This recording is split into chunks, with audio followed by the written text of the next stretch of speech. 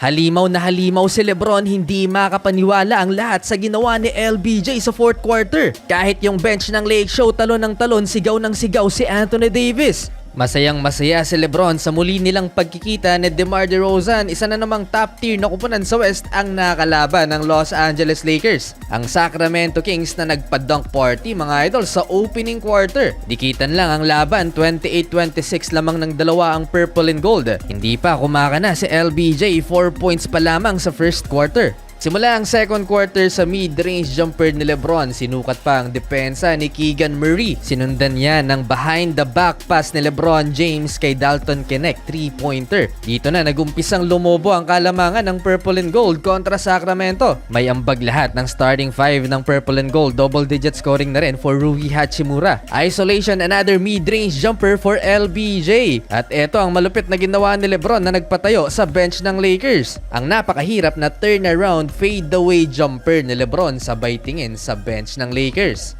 Wala pa rin talagang kupas si Lebron, double-digit na ang lamang ng home team mga idol sa Sacramento Kings. Napaka-smooth naman ang galawan ni DeMar DeRozan, so far may 6 points pa lamang ang superstar ng Sacramento. Nagpakawala rin ng deep 3-pointer si Austin Reeves, contested pa, at napakagandang cutting dunk naman ni Dalton Knecht mula sa assist ni Anthony Davis. Natapyas mga idol ang 15-point lead ng LA Lakers dahil dito sa 6th man na si Malik Monk.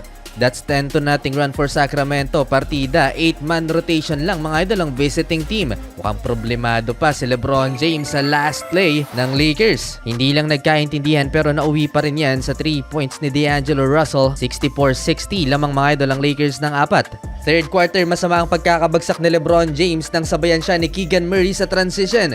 Nireview ng official ng play na ito mga idol, giit ni LeBron may foul daw. Pero sabi ng official, no foul at jump ball ang mangyayari. Nakipag-discussion pa sa official si LeBron James. Halos magwala na si LeBron, dikit ang laban, 69-68.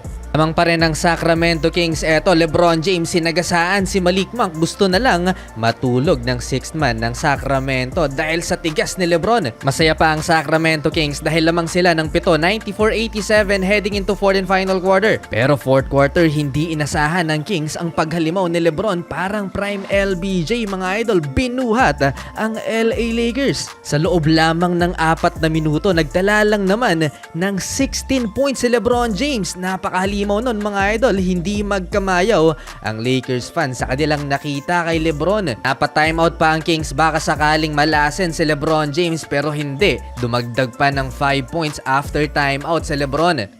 And just like that, double-digit na ang lamang ng LA Lakers. Pati yung bench ng Lake Show, hindi na rin makapaniwala. Si AD, sigaw ng sigaw mga idol. Etong ginawa ni LeBron talaga ang malalim na kahulugan ng takeover. Nagkahawa-hawa na mga idol. Anthony Davis down the stretch kumana din. 27 points na so far. Hindi pa tapos ang laban, nakahabol pa ang Sacramento Kings. Pero sa dagger 3-point shot na to ni Anthony Davis, tapos ang laban mga idol. Nakaligtas ang Sacramento Kings. Salamat sa ginawa ni LeBron.